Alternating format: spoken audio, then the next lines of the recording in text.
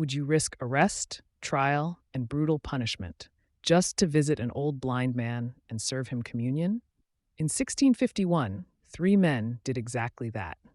What started as a quiet act of Christian fellowship in a Massachusetts farmhouse became a flashpoint in America's early fight for religious liberty. William Witter, an elderly blind farmer in Swampscott, Massachusetts, had quietly rejected the Puritan practice of infant baptism and embraced Baptist beliefs.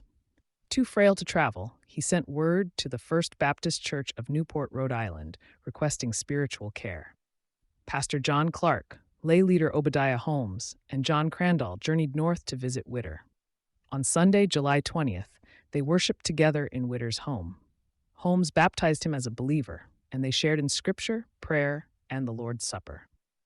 But this simple act defied Massachusetts law, which forbade unauthorized religious gatherings and rebaptism. Neighbors reported them. Constables barged in, arrested all three visitors, and the next day forced them to attend a Puritan service, where they protested by keeping their hats on and were removed.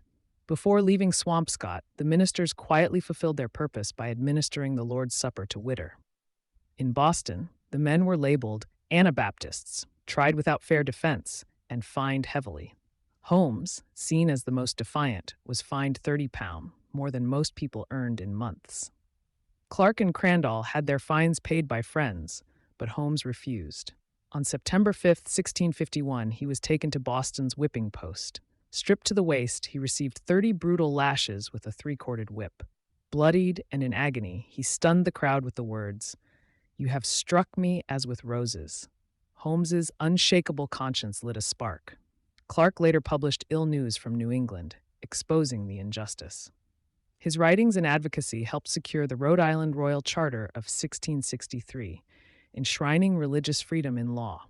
Witter died in 1659, unrepentant and faithful. His quiet request for communion became a catalyst for liberty. Their courage reminds us that the right to worship freely was won through sacrifice, not in courts or ballots, but through blood and bold conviction. Will we cherish it? Will we defend it? Subscribe for more true stories of faith and freedom in church history.